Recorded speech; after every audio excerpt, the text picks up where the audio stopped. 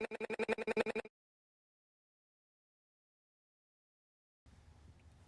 everybody, Manny McFly here. Just wanted to do a video today on restoring the Second Amendment rights for nonviolent ex-felons. So, a representative out of Colorado by the name of Ken Buck has put forth an amendment to HR2578, which is an appropriations bill for 2016, and he wants to strike some language from the original bill. And I annotated some things here.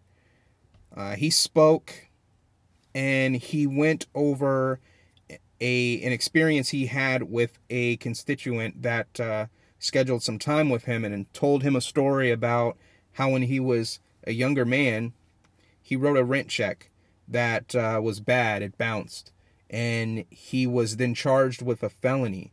He ended up pleading guilty to the felony to probably avoid fines or jail time, which is common. And in doing so, down the road, after going to college and completing college and getting married and having children and growing older, he now wants to be able to hunt with his grandchildren. And he can't because he got a felony 40 years prior when he was a young man. So this is causing a problem for him, having his rights taken away so young for a non-violent offense that he had to plead out to avoid jail time or a fine.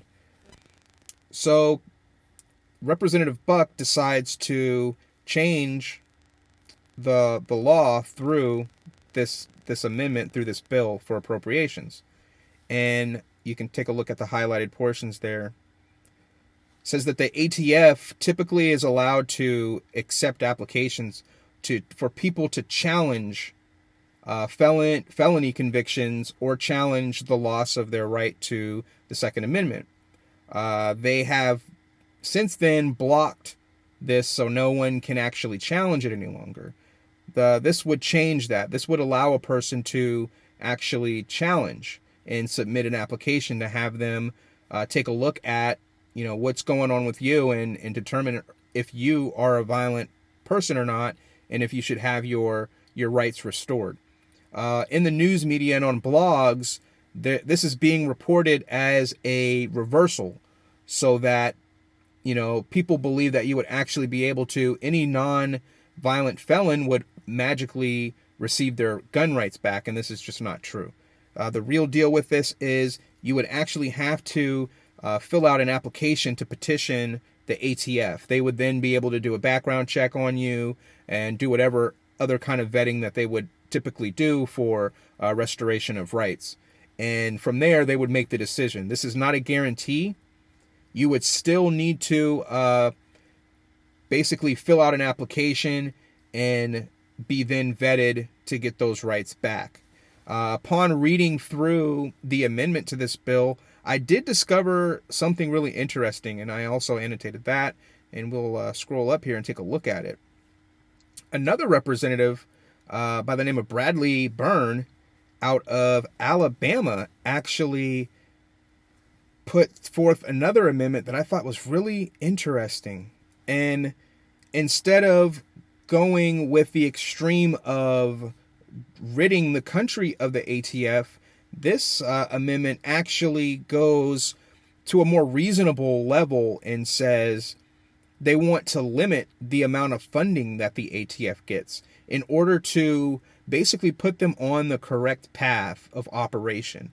He actually stated that he understands that the ATF is very important and they keep the nation safe and they regulate firearms and things of that nature, but they seem to have been in the past 10 years, really overstepping what their original cause should be, which is to protect the United States from, dangerous persons with, alcohol, tobacco, firearms, and explosives.